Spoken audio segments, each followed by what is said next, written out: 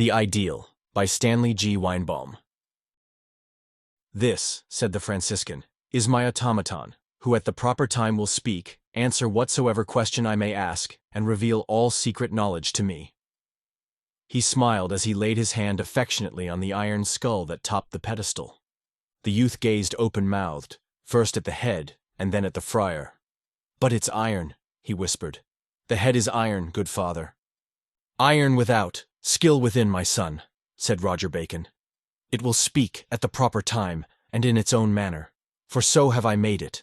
A clever man can twist the devil's arts to God's ends, thereby cheating the fiend. Tst! There sounds vespers, plena gratia, of Virgo." But it did not speak. Long hours, long weeks, the Dr. Mirabilis watched his creation, but iron lips were silent and the iron eyes dull, and no voice but the great man's own sounded in his monkish cell, nor was there ever an answer to all the questions that he asked, until one day when he sat surveying his work, composing a letter to Duns Scotus in distant Cologne. One day. "Time is," said the image, and smiled benignly. The friar looked up. "Time is, indeed," he echoed. "Time it is that you give utterance, and to some assertion less obvious than that time is. For of course time is, else there were nothing at all. Without time." "Time was," rumbled the image, still smiling, but sternly at the statue of Draco. "Indeed time was," said the monk. "Time was, is, and will be. For time is that medium in which events occur. Matter exists in space, but events—" The image smiled no longer. "Time is past," it roared in tones deep as the cathedral bell outside, and burst into 10,000 pieces. "There," said old Haskell van Manderpootz, shutting the book, "is my classical authority in this experiment. This story, overlaid as it is with medieval myth and legend, proves that Roger Bacon himself attempted the experiment and failed." He shook a long finger at me. "Yet do not get the impression, Dixon, that Friar Bacon was not a great man. He was extremely great, in fact. He lighted the torch that his namesake Francis Bacon took up 4 centuries later, and that now Van Manderpootz rekindles." I stared in silence. "Indeed," resumed the professor, "Roger Bacon might almost be called a 13th century Van Manderpootz, or Van Manderpootz a 21st century Roger Bacon. His opus majus, opus minus, and opus tertium." "What?" I interrupted impatiently. "Has all this to do with that?" I indicated the clumsy metal robot standing in the corner of the laboratory. "Don't interrupt," snapped Van Manderpootz. At this point, I fell out of my chair. The mass of metal had ejaculated something like, rasp, and had lunged a single pace toward the window, arms upraised. "What the devil?" I sputtered as the thing dropped its arms and returned stolidly to its place. "A car must have passed in the alley," said Van Manderpootz indifferently. Now, as I was saying, Roger Bacon, I ceased to listen. When Van Manderpootz is determined to finish a statement, interruptions are worse than futile. As an ex-student of his, I know. So I permitted my thoughts to drift to certain personal problems of my own, particularly Tips Alva, who was the most pressing problem of the moment. Yes, I mean Tips Alva, the vision dancer, the little blonde imp who entertains on the yerba mate hour for that Brazilian company. Chorus girls, dancers, and television stars are a weakness of mine. Maybe it indicates that there's a latent artistic soul in me. Maybe. I'm Dixon Wells, you know, scion of the N.J. Wells Corporation, engineers extraordinary. I'm supposed to be an engineer myself. I say supposed, because in the 7 years since my graduation, my father hasn't given me much opportunity to prove it. He has a strong sense of value of time, and I'm cursed with the unenviable quality of being late to anything and for everything. He even asserts that the occasional designs I submit are late Jacobean, but that isn't fair. They're post-Romanesque. Old NJ also objects to my penchant for ladies of the stage and vision screen, and periodically threatens to cut my allowance, though that's supposed to be a salary. It's inconvenient to be so dependent, and sometimes I regret that unfortunate market crash of 2009 that wiped out my own money, although it did keep me from marrying Whimsy White, and Van Manderpootz, through his subjunctivizer, succeeded in proving that that would have been a catastrophe. But it turned out nearly as much of a disaster anyway, as far as my feelings were concerned. It took me months to forget Joanna Caldwell and her silvery eyes. Just another instance when I was a little late. Van Manderpoots himself is my old physics professor, head of the Department of Newer Physics at NYU, and a genius, but a bit eccentric. Judge for yourself. And that's the thesis, he said suddenly, interrupting my thoughts. Eh? Oh, of course, but what's that grinning robot got to do with it? He purpled. I've just told you, he roared. Idiot! Imbecile! To dream while Van Manderpoots talks. Get out! Get out! I got. It was late anyway, so late that I overslept more than usual in the morning, and suffered more than the usual lecture on promptness from my father at the office. Van Manderpoots had forgotten his anger by the next time I dropped in for an evening. The robot still stood in the corner near the window, and I lost no time asking its purpose. It's just a toy I had some of the students construct, he explained. There's a screen of photoelectric cells behind the right eye, so connected that when a certain pattern is thrown on them, it activates the mechanism. The thing's plugged into the light circuit, but it really ought to run on gasoline. Why? Well, the pattern it's set for is the shape of an automobile. See here. He picked up a card from his desk and cut in the outlines of a streamlined car like those of that year. Since only one eye is used, he continued, the thing can't tell the difference between a full-sized vehicle at a distance and this small outline nearby. It has no sense of perspective. He held the bit of cardboard before the eye of the mechanism. Instantly came its roar of, rasp! And it leaped forward a single pace, arms upraised. Van Manderpoots withdrew the card, and again the thing relapsed stolidly into its place. What the devil? I exclaimed. What's it for? Does Van Manderpoots ever do work without reason back of it? I use it as a demonstration in my seminar. To demonstrate what? The power of reason, said Van Manderpoots solemnly. How? And why ought it to work on gasoline instead of electric power? One question at a time, Dixon. You have missed the grandeur of Van Manderpoots's concept. See here. This creature, imperfect as it is, represents the predatory machine. It is the mechanical parallel of the tiger, lurking in its jungle to leap on living prey. This monster's jungle is the city. Its prey is the unwary machine that follows the trails called streets. Understand? No. Well, picture this automaton, not as it is, but as Van Manderpoots could make it if he wished. It lurks gigantic in the shadows of buildings. It creeps stealthily through dark alleys. It skulks on deserted streets, with its gasoline engine purring quietly. Then, an unsuspecting automobile flashes its image on the screen behind its eyes. It leaps. It seizes its prey, swinging it in steel arms to its steel jaws. Through the metal throat of its victim crash steel teeth. The blood of its prey, the gasoline that is drained into its stomach or its gas tank. With renewed strength, it flings away the husk and prowls on to seek other prey. It is the machine carnivore, the tiger of mechanics. I suppose I stared dumbly. It occurred to me suddenly that the brain of the great Van Manderpoots was cracking. What the? I gasped. That, he said blandly, is but a concept. I have many another use for the toy. I can prove anything with it. Anything I wish. You can? Then prove something. Name your proposition, Dixon. I hesitated, nonplussed.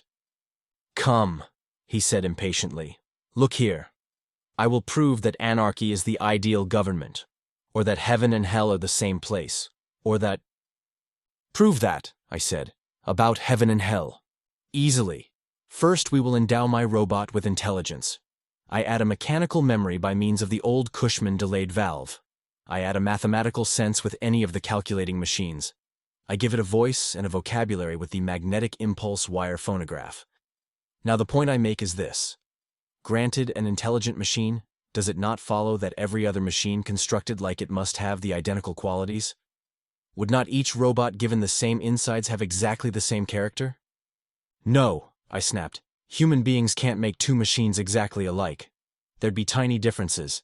One would react quicker than others, or one would prefer fox air splitters as prey, while another reacted most vigorously to Carnicar's. In other words, they'd have individuality. I grinned in triumph. My point exactly, observed Van Manderpootz. You admit, then, that this individuality is the result of imperfect workmanship. If our means of manufacture were perfect, all robots would be identical, and this individuality would not exist. Is that true? I suppose so. Then I argue that our own individuality is due to our falling short of perfection. All of us, even Van Manderpootz, are individuals only because we are not perfect. Were we perfect, each of us would be exactly like everyone else. True? Yes. But heaven, by definition, is a place where all is perfect. Therefore, in heaven, everybody is exactly like everybody else, and therefore, everybody is thoroughly and completely bored. There is no torture like boredom, Dixon, and, well, have I proved my point? I was floored. But about anarchy, then? I stammered. Simple. Very simple for Van Manderpootz. See here. With a perfect nation. That is, one whose individuals are all exactly alike, which I have just proved to constitute perfection. With a perfect nation, I repeat. Laws and government are utterly superfluous. If everybody reacts to stimuli in the same way, laws are quite useless, obviously. If, for instance, a certain event occurred that might lead to a declaration of war, why, everybody in such a nation would vote for war at the same instant. Therefore, government is unnecessary, and therefore anarchy is the ideal government, since it is the proper government for a perfect race. He paused. I shall now prove that anarchy is not the ideal government. Never mind, I begged. Who am I to argue with Van Manderpootz? But is that the whole purpose of this dizzy robot? Just a basis for logic? The mechanism replied with its usual rasp as it leaped toward some vagrant car beyond the window. Isn't that enough? Growled Van Manderpootz. However, his voice dropped, I have even a greater destiny in mind. My boy, Van Manderpootz has solved the riddle of the universe. He paused impressively. Well, why don't you say something? I gasped. It's, marvelous.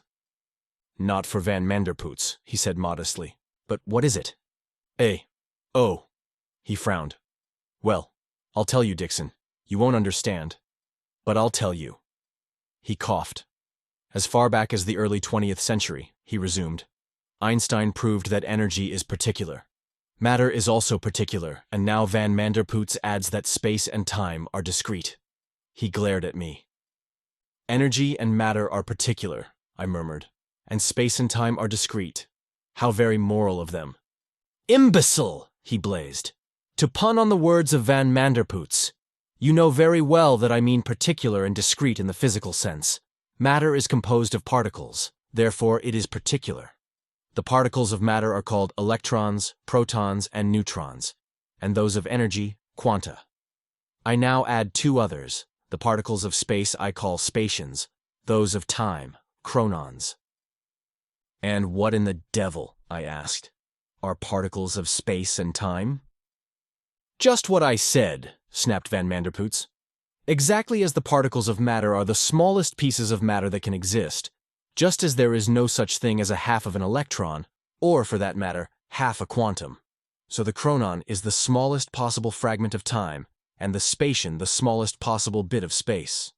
Neither time nor space is continuous. Each is composed of these infinitely tiny fragments. Well, how long is a chronon in time? How big is a spation in space? Van Manderpootz has even measured that. A chronon is the length of time it takes one quantum of energy to push one electron from one electronic orbit to the next. There can obviously be no shorter interval of time, since an electron is the smallest unit of matter and the quantum the smallest unit of energy, and a spation is the exact volume of a proton. Since nothing smaller exists, that is obviously the smallest unit of space. Well, look here, I argued. Then what's in between these particles of space and time? If time moves, as you say, in jerks of one chronon each, what's between the jerks? Ah, said the great Van Manderpootz. Now we come to the heart of the matter. In between the particles of space and time must obviously be something that is neither space, time, matter, nor energy. 100 years ago, Shapley anticipated Van Manderpootz in a vague way when he announced his cosmoplasma, the great underlying matrix in which time and space and the universe are embedded. Now Van Manderpootz announces the ultimate unit, the universal particle, the focus in which matter, energy, time, and space meet, the unit from which electrons, protons, neutrons, quanta, spations, and chronons are all constructed. The riddle of the universe is solved by what I have chosen to name the cosmon. His blue eyes bored into me. Magnificent, I said feebly, knowing that some such word was expected. But what good is it? What good is it? He roared. It provides, or will provide, once I work out a few details, the means of turning energy into time, or space into matter, or time into space, or… He sputtered into silence. Fool, he muttered. To think that you studied under the tutelage of Van Manderpootz. I blush. I actually blush. One couldn't have told it if he were blushing. His face was always rubicund enough. Colossal, I said hastily. What a mind! That mollified him. But that's not all, he proceeded. Van Manderpootz never stops short of perfection. I now announce the unit particle of thought, the psychon. This was a little too much. I simply stared. Well, may you be dumbfounded, said Van Manderpootz. I presume you are aware, by hearsay at least, of the existence of thought. The psychon, the unit of thought, is one electron plus one proton, which are bound so as to form one neutron, embedded in one cosmon, occupying a volume of one spation, driven by one quantum for a period of one chronon. Very obvious. Very simple. Oh, very, I echoed. Even I can see that that equals one psychon. He beamed. Excellent. Excellent. And what, I asked, will you do with the psychons? Ah, he rumbled. Now we go even past the heart of the matter and return to Isaac here. He jammed a thumb toward the robot. Here I will create Roger Bacon's mechanical head. In the skull of this clumsy creature will rest such intelligence as not even Van Manderpootz, I should say, as only Van Manderpootz, can conceive. It remains merely to construct my idealizator. Your idealizator? Of course. Have I not just proven that thoughts are as real as matter, energy, time, or space? Have I not just demonstrated that one can be transformed, through the cosmon, into any other? My idealizator is the means of transforming psychons to quanta, just as, for instance, a Crookes tube or X-ray tube transforms matter to electrons.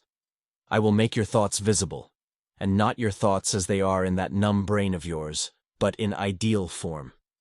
Do you see? The psychons of your mind are the same as those from any other mind, just as all electrons are identical, whether from gold or iron.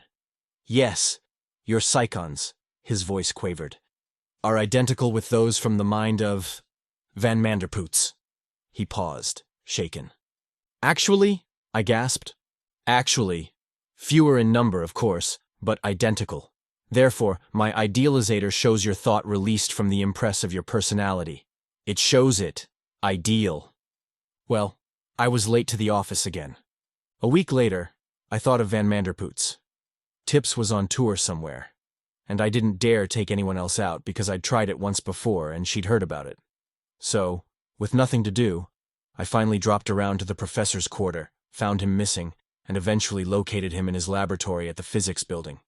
He was puttering around the table that had once held that damned subjunctivisor of his, but now it supported an indescribable mess of tubes and tangled wires, and as its most striking feature, a circular plane mirror etched with a grating of delicately scratched lines.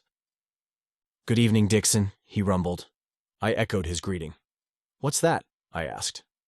"My idealizator. A rough model, much too clumsy to fit into Isaac's iron skull. I'm just finishing it to try it out." He turned glittering blue eyes on me. "How fortunate that you're here. It will save the world a terrible risk." "A risk?" "Yes. It is obvious that too long an exposure to the device will extract too many psychons and leave the subject's mind in a sort of moronic condition. I was about to accept the risk, but I see now that it would be woefully unfair to the world to endanger the mind of Van Manderpootz. But you are at hand, and will do very well." "Oh, no, I won't." Come, he said, frowning. The danger is negligible. In fact, I doubt whether the device will be able to extract any psychons from your mind. At any rate, you will be perfectly safe for a period of at least half an hour.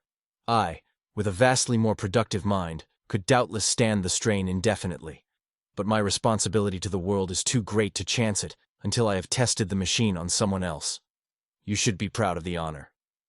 Well, I'm not. But my protest was feeble. And after all, despite his overbearing mannerisms, I knew Van Manderpootz liked me, and I was positive he would not have exposed me to any real danger. In the end, I found myself seated before the table, facing the etched mirror. "Put your face against the barrel," said Van Manderpootz, indicating a stovepipe-like tube. "That's merely to cut off extraneous sights, so that you can see only the mirror. Go ahead, I tell you. It's no more than the barrel of a telescope or microscope." I complied. "Now what?" I asked. "What do you see?" "My own face in the mirror." "Of course. Now I start the reflector rotating." There was a faint whir, and the mirror was spinning smoothly, still with only a slightly blurred image of myself. "Listen now," continued Van Manderpootz. "Here is what you are to do.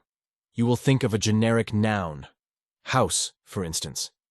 If you think of house, you will see, not an individual house, but your ideal house, the house of all your dreams and desires. If you think of a horse, you will see what your mind conceives as the perfect horse, such a horse as dream and longing create. Do you understand? Have you chosen a topic?" Yes. After all, I was only 28. The noun I had chosen was girl. "Good," said the professor. I turn on the current. There was a blue radiance behind the mirror. My own face still stared back at me from the spinning surface. But something was forming behind it, building up, growing. I blinked. When I focused my eyes again, she was there. Lord, I can't begin to describe her. I don't even know if I saw her clearly the first time. It was like looking into another world and seeing the embodiment of all longings, dreams, aspirations, and ideals. It was so poignant a sensation that it crossed the borderline into pain. It was, well, exquisite torture or agonized delight. It was at once unbearable and irresistible. But I gazed. I had to. There was a haunting familiarity about the impossibly beautiful features. I had seen the face, somewhere, sometime. In dreams? No. I realized suddenly what was the source of that familiarity. This was no living woman, but a synthesis. Her nose was the tiny, impudent one of Whimsy White at her loveliest moment. Her lips were the perfect bow of Tips Alva. Her silvery eyes and dusky velvet hair were those of Joan Caldwell. But the aggregate, the sum total, the face in the mirror, that was none of these. It was a face impossibly, incredibly, outrageously beautiful. Only her face and throat were visible, and the features were cool, expressionless, and still as a carving. I wondered suddenly if she could smile, and with the thought, she did. If she had been beautiful before, now her beauty flamed to such a pitch that it was, well, insolent. It was an affront to be so lovely.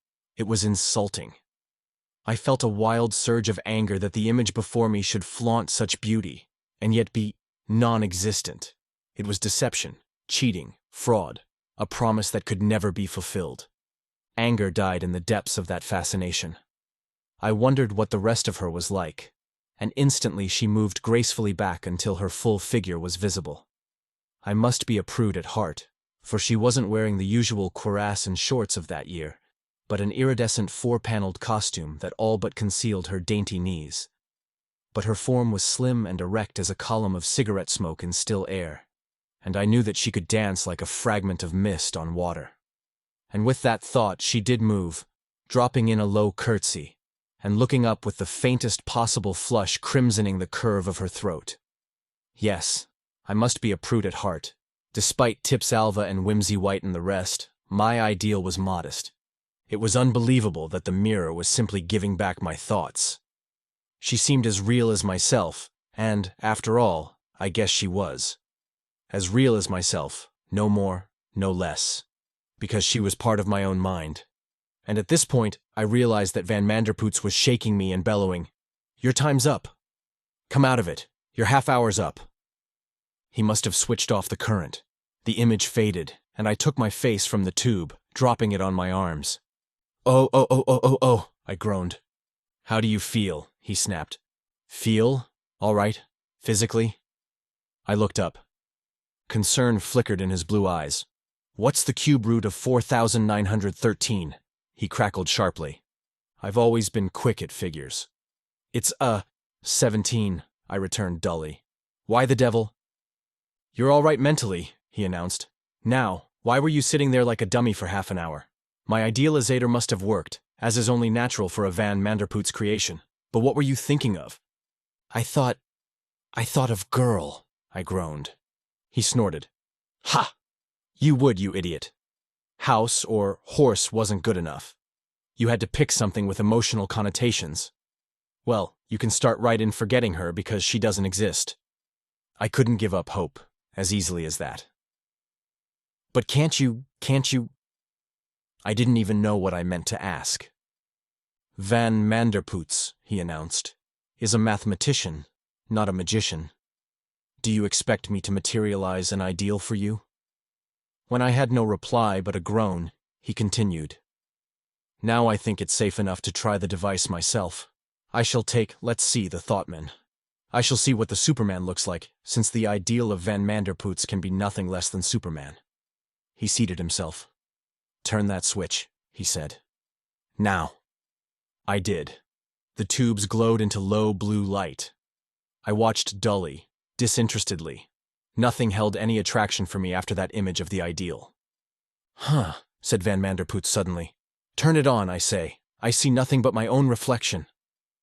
I stared, then burst into a hollow laugh. The mirror was spinning.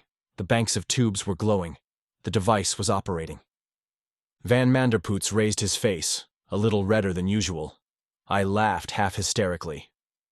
"After all," he said huffily, "one might have a lower ideal of man than Van Manderpoots. I see nothing nearly so humorous as your situation." The laughter died. I went miserably home, spent half the remainder of the night in morose contemplation, smoked nearly 2 packs of cigarettes, and didn't get to the office at all the next day. Tips Alva got back to town for a weekend broadcast, but I didn't even bother to see her, just phoned her and told her I was sick. I guess my face lent credibility to the story, for she was duly sympathetic, and her face in the phone screen was quite anxious. Even at that, I couldn't keep my eyes away from her lips because, except for a bit too lustrous makeup, they were the lips of the ideal. But they weren't enough. They just weren't enough. Old NJ began to worry again. I couldn't sleep late of mornings anymore, and after missing that one day, I kept getting down earlier and earlier until one morning I was only 10 minutes late. He called me in at once. "Look here, Dixon," he said. "Have you been to a doctor recently?" "I'm not sick," I said listlessly. "Then for heaven's sake, marry the girl. I don't care what chorus she kicks in, marry her and act like a human being again." "I can't." "Oh, she's already married, eh?" Well, I couldn't tell him she didn't exist. I couldn't say I was in love with a vision, a dream, an ideal. He thought I was a little crazy anyway, so I just muttered, "Yeah," and didn't argue when he said gruffly, "Then you'll get over it. Take a vacation. Take 2 vacations. You might as well for all the good you are around here." I didn't leave New York. I lacked the energy. I just mooned around the city for a while, avoiding my friends and dreaming of the impossible beauty of the face in the mirror. And by, the longing to see that vision of perfection once more began to become overpowering. I don't suppose anyone except me can understand the lure of that memory. The face, you see, had been my ideal, my concept of perfection. One sees beautiful women here and there in the world. One falls in love, but always, no matter how great their beauty or how deep one's love, they fall short in some degree of the secret vision of the ideal. But not the mirrored face. She was my ideal, and therefore whatever imperfections she might have had in the minds of others, in my eyes, she had none. None, that is, save the terrible one of being only an ideal, and therefore unattainable. But that is a fault inherent in all perfection. It was a matter of days before I yielded. Common sense told me it was futile, even foolhardy, to gaze again on the vision of perfect desirability. I fought against the hunger, but I fought hopelessly, and was not at all surprised to find myself one evening rapping on Van Manderpoots's door in the university club. He wasn't there. I'd been hoping he wouldn't be, since it gave me an excuse to seek him in his laboratory in the physics building, to which I would have dragged him anyway. There I found him, writing some sort of notations on the table that held the idealizator. "Hello, Dixon," he said. "Did it ever occur to you that the ideal university cannot exist? Naturally not, since it must be composed of perfect students and perfect educators, in which case the former could have nothing to learn, and the latter, therefore, nothing to teach. What interest had I in the perfect university and its inability to exist? My whole being was desolate over the non-existence of another ideal. "Professor," I said tensely, "may I use that thing of yours again? I want to, see something." My voice must have disclosed the situation, for Van Manderpoots looked up sharply. "So," he snapped, "so you disregarded my advice. Forget her," I said. "Forget her because she doesn't exist." "But I can't. Once more, Professor, only once more." He shrugged, but his blue metallic eyes were a little softer than usual. After all, for some inconceivable reason, he likes me. "Well, Dixon," he said, "you're of age and supposed to be of mature intelligence. I tell you that this is a very stupid request, and Van Manderpoots always knows what he's talking about. If you want to stupefy yourself with the opium of impossible dreams, go ahead. This is the last chance you'll have, for tomorrow the idealizator of Van Manderpoots goes into the bacon head of Isaac there. I shall shift the oscillators so that the psychons, instead of becoming light quanta, emerge as an electron flow, a current which will actuate Isaac's vocal apparatus and come out as speech." He paused musingly.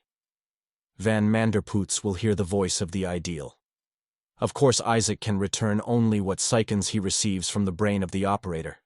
But just as the image in the mirror, the thoughts will have lost their human impress, and the words will be those of an ideal." He perceived that I wasn't listening, I suppose. "Go ahead, imbecile," he grunted. I did. The glory that I hungered after flamed slowly into being, incredible in loveliness, and somehow, unbelievably, even more beautiful than on that other occasion. I know why now. Long afterwards, Van Manderpoots explained that the very fact that I had seen an ideal once before had altered my ideal, raised it to a higher level. With that face among my memories, my concept of perfection was different than it had been. So I gazed and hungered. Readily and instantly the being in the mirror responded to my thoughts with smile and movement. When I thought of love, her eyes blazed with such tenderness that it seemed as if I, Dixon Wells, were part of those pairs who had made the great romances of the world, Heloise and Abelard, Tristram and Isolde, Aucassin and Nicolette. It was like the thrust of a dagger to feel Van Manderpoots shaking me, to hear his gruff voice calling, Out of it! Time's up!" I groaned and dropped my face on my hands. The professor had been right, of course. This insane repetition had only intensified an unfulfillable longing, and had made a bad mess 10 times as bad. Then I heard him muttering behind me. "Strange," he murmured. "In fact, fantastic. Oedipus. Oedipus of the magazine covers and billboards." I looked dully around. He was standing behind me, squinting apparently, into the spinning mirror beyond the end of the black tube. "Huh," I grunted wearily. "That face," he said. "Very queer. You must have seen her features on 100 magazines, on 1,000 billboards, on countless vision broadcasts. The Oedipus complex in a curious form. Eh? Could you see her?" "Of course," he grunted.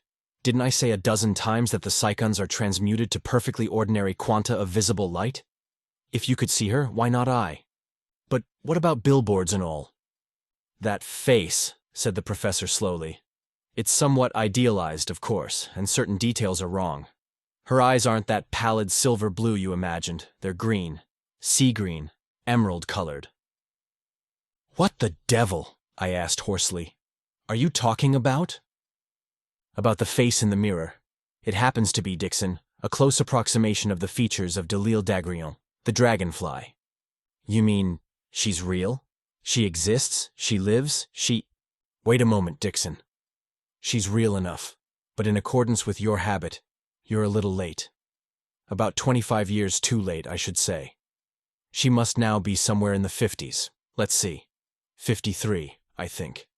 But during your very early childhood, you must have seen her face pictured everywhere. Delisle d'Agrion, the dragonfly. I could only gulp. That blow was devastating. You see, continued Van Manderpootz, one's ideals are implanted very early. That's why you continually fall in love with girls who possess one or another feature that reminds you of her. Her hair, her nose, her mouth, her eyes. Very simple, but rather curious. Curious, I blazed. Curious, you say. Every time I look into one of your damned contraptions, I find myself in love with a myth. A girl who's dead, or married, or unreal, or turned into an old woman. Curious, eh? Damned funny, isn't it? Just a moment, said the professor placidly. It happens, Dixon, that she has a daughter. What's more, Denise resembles her mother. And what's still more, she's arriving in New York next week to study American letters at the university here. She writes, you see. That was too much for immediate comprehension. How do you know? I gasped. It was one of the few times I have seen the colossal blandness of Van Manderpootz ruffled. He reddened a trifle and said slowly, It also happens, Dixon, that many years ago in Amsterdam, Haskell Van Manderpootz and Delisle d'Agrion were very friendly, more than friendly, I might say, but for the fact that two such powerful personalities as the Dragonfly and Van Manderpootz were always at odds. He frowned. I was almost her second husband. She's had 7, I believe. Denise is the daughter of her third. Why is she coming here? Because, he said with dignity, Van Manderpootz is here. I am still a friend of Delisle's. He turned and bent over the complex device on the table. Hand me that wrench, he ordered. Tonight I dismantle this, and tomorrow start reconstructing it for Isaac's head. But when, the following week, I rushed eagerly back to Van Manderpootz's laboratory, the idealizator was still in place. The professor greeted me with a humorous twist to what was visible of his bearded mouth. Yes, it's still here, he said, gesturing at the device. I've decided to build an entirely new one for Isaac, and besides, this one has afforded me considerable amusement. Furthermore, in the words of Oscar Wilde, who am I to tamper with a work of genius? After all, the mechanism is the product of the great Van Manderpootz. He was deliberately tantalizing me.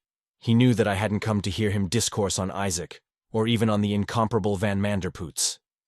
Then he smiled and softened, and turned to the little inner office adjacent, the room where Isaac stood in metal austerity.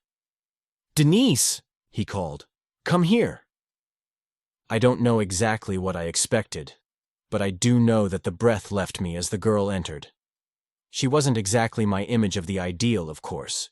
She was perhaps the merest trifle slimmer, and her eyes, well, they must have been much like those of Delisle d'Agrion, for they were the clearest emerald I've ever seen. They were impudently direct eyes, and I could imagine why Van Manderpootz and the Dragonfly might have been forever quarreling. That was easy to imagine, looking into the eyes of the Dragonfly's daughter. Nor was Denise, apparently, quite as femininely modest as my image of perfection. She wore the extremely unconcealing costume of the day, which covered, I suppose, about as much of her as one of the one-piece swimming suits of the middle years of the 20th century. She gave an impression, not so much of fleeting grace as of litheness and supple strength, an air of independence, frankness, and, I say it again, impudence. Well, she said coolly, as Van Manderpootz presented me, so you're the scion of the N.J. Wells Corporation.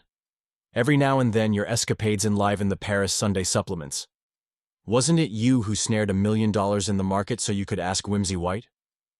I flushed. That was greatly exaggerated, I said hastily. And anyway, I lost it before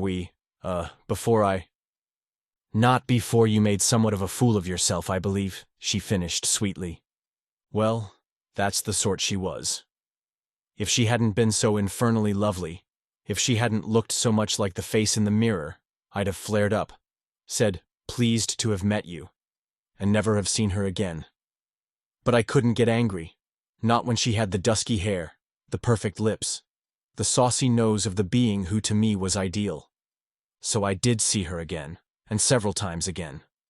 In fact, I suppose I occupied most of her time between the few literary courses she was taking, and little by little I began to see that in other respects besides the physical she was not so far from my ideal. Beneath her impudence was honesty and frankness and, despite herself, sweetness, so that even allowing for the head start I'd had, I fell in love pretty hastily. And what's more, I knew she was beginning to reciprocate. That was the situation when I called for her one noon and took her over to Van Manderpootz's laboratory. We were to lunch with him at the university club, but we found him occupied in directing some experiment in the big laboratory beyond his personal one, untangling some sort of mess that his staff had blundered into. So Denise and I wandered back into the smaller room, perfectly content to be alone together. I simply couldn't feel hungry in her presence. Just talking to her was enough of a substitute for food. "I'm going to be a good writer," she was saying musingly. "Someday, Dick, I'm going to be famous."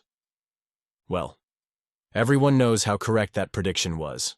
I agreed with her instantly. She smiled. "You're nice, Dick," she said. "Very nice." "Very? Very," she said emphatically. Then her green eyes strayed over to the table that held the idealizator. "What crack-brained contraption of Uncle Haskell's is that?" she asked. I explained rather inaccurately, I'm afraid, but no ordinary engineer can follow the ramifications of a Van Manderpootz conception. Nevertheless, Denise caught the gist of it and her eyes glowed emerald fire. "It's fascinating," she exclaimed. She rose and moved over to the table. "I'm going to try it." "Not without the professor, you won't. It might be dangerous." That was the wrong thing to say. The green eyes glowed brighter as she cast me a whimsical glance. "But I am," she said. "Dick, I'm going to see my ideal man." She laughed softly. I was panicky. Suppose her ideal turned out tall and dark and powerful, instead of short and sandy-haired and a bit, well, chubby, as I am. "No," I said vehemently. "I won't let you." She laughed again. I suppose she read my consternation, for she said softly, "Don't be silly, Dick." She sat down, placed her face against the opening of the barrel, and commanded, "Turn it on." I couldn't refuse her. I set the mirror whirling, then switched on the bank of tubes. Then immediately I stepped behind her, squinting into what was visible of the flashing mirror, where a face was forming. Slowly. Vaguely. I thrilled. Surely the hair of the image was sandy. I even fancied now that I could trace a resemblance to my own features. Perhaps Denise sensed something similar, for she suddenly withdrew her eyes from the tube and looked up with a faintly embarrassed flush, a thing most unusual for her. "Ideals are dull," she said. "I want a real thrill. Do you know what I'm going to see? I'm going to visualize ideal horror. That's what I'll do. I'm going to see absolute horror." "Oh no, you're not," I gasped. "That's a terribly dangerous idea." Off in the other room I heard the voice of Van Manderpootz. "Dixon." "Dangerous, bosh," Denise retorted. "I'm a writer, Dick. All this means to me is material. It's just experience, and I want it." Van Manderpootz again. "Dixon, Dixon, come here." I said, "Listen, Denise, I'll be right back. Don't try anything until I'm here, please." I dashed into the big laboratory. Van Manderpootz was facing a cowed group of assistants, quite apparently in extreme awe of the great man. "Ha, Dixon," he rasped. "Tell these fools what an Emmerich valve is and why it won't operate in a free electronic stream. Let 'em see that even an ordinary engineer knows that much." Well, an ordinary engineer doesn't, but it happened that I did. Not that I'm particularly exceptional as an engineer, but I did happen to know that because a year or two before I'd done some work on the big tidal turbines up in Maine, where they have to use Emmerich valves to guard against electrical leakage from the tremendous potentials in their condensers. So, I started explaining, and Van Manderpootz kept interpolating sarcasms about his staff, and when I finally finished, I suppose I'd been in there about half an hour, and then, I remembered Denise. I left Van Manderpootz staring as I rushed back, and sure enough, there was the girl with her face pressed against the barrel, and her hands gripping the table edge. Her features were hidden, of course, but there was something about her strained position, her white knuckles. "Denise!" I yelled. "Are you all right? Denise!" She didn't move. I stuck my face in between the mirror and the end of the barrel and peered up the tube at her visage, and what I saw left me all but stunned. Have you ever seen stark, mad, infinite terror on a human face? That was what I saw in Denise's. Inexpressible, unbearable horror, worse than the fear of death could ever be. Her green eyes were widened so that the whites showed around them. Her perfect lips were contorted, her whole face strained into a mask of sheer terror. I rushed for the switch, but in passing I caught a single glimpse of what showed in the mirror. Incredible, obscene, terror-laden, horrifying things. There just aren't words for them. There are no words. Denise didn't move as the tubes darkened. I raised her face from the barrel, and when she glimpsed me, she moved. She flung herself out of that chair and away, facing me with such mad terror that I halted. "Denise!" I cried. "It's just Dick! Look, Denise!" But as I moved toward her, she uttered a choking scream. Her eyes dulled, her knees gave, and she fainted. Whatever she had seen, it must have been appalling to the uttermost, for Denise was not the sort to faint. It was a week later that I sat facing Van Manderpootz in his little inner office. The gray metal figure of Isaac was missing, and the table that had held the idealizator was empty. "Yes," said Van Manderpootz. "I've dismantled it. One of Van Manderpootz's few mistakes was to leave it around where a pair of incompetents like you and Denise could get to it. It seems that I continually overestimate the intelligence of others. I suppose I tend to judge them by the brain of Van Manderpootz." I said nothing. I was thoroughly disheartened and depressed, and whatever the professor said about my lack of intelligence, I felt it justified. "Hereafter," resumed Van Manderpootz, "I shall credit nobody except myself with intelligence, and will doubtless be much more nearly correct." He waved a hand at Isaac's vacant corner. "Not even the bacon head," he continued. "I've abandoned that project, because when you come right down to it, what need has the world of a mechanical brain when it already has that of Van Manderpootz?" "Professor," I burst out suddenly, "why won't they let me see Denise? I've been at the hospital every day, and they let me into her room just once, and that time she went right into a fit of hysterics. Why? Is she—" I gulped. "She's recovering nicely, Dixon." "Then why can't I see her?" "Well," said Van Manderpootz placidly, "it's like this. You see, when you rushed into the laboratory there, you made the mistake of pushing your face in front of the barrel. She saw your features right in the midst of all those horrors she had called up. Do you see? From then on, your face was associated in her mind with the whole hell's brew in the mirror. She can't even look at you without seeing all of it again." "Good God," I gasped. "But she'll get over it, won't she? She'll forget that part of it?"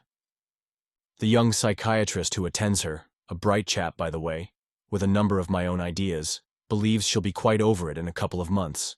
But personally, Dixon, I don't think she'll ever welcome the sight of your face, though I myself have seen uglier visages somewhere or other." I ignored that. "Lord," I groaned, "what a mess." I rose to depart, and then I knew what inspiration means. "Listen," I said, spinning back. "Listen, Professor. Why can't you get her back here and let her visualize the ideally beautiful, and then I'll stick my face into that."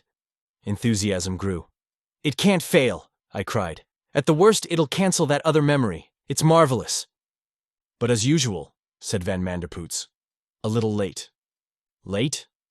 Why, you can put up your idealizator again. You'd do that much, wouldn't you?" "Van Manderpootz," he observed, "is the very soul of generosity. I'd do it gladly, but it's still a little late, Dixon. You see, she married the bright young psychiatrist this noon. Well, I've a date with Tips Alva tonight, and I'm going to be late for it, just as late as I please, and then I'm going to do nothing but stare at her lips all evening." The end. Best audiobooks for free hopes that you have enjoyed this production of The Ideal by Stanley G. Weinbaum. Please subscribe to our channel on YouTube and Rumble, as your subscription is the support we need to create more great, free content. Please look to our website at bestaudiobooksforfree.com for a complete list of our audiobooks.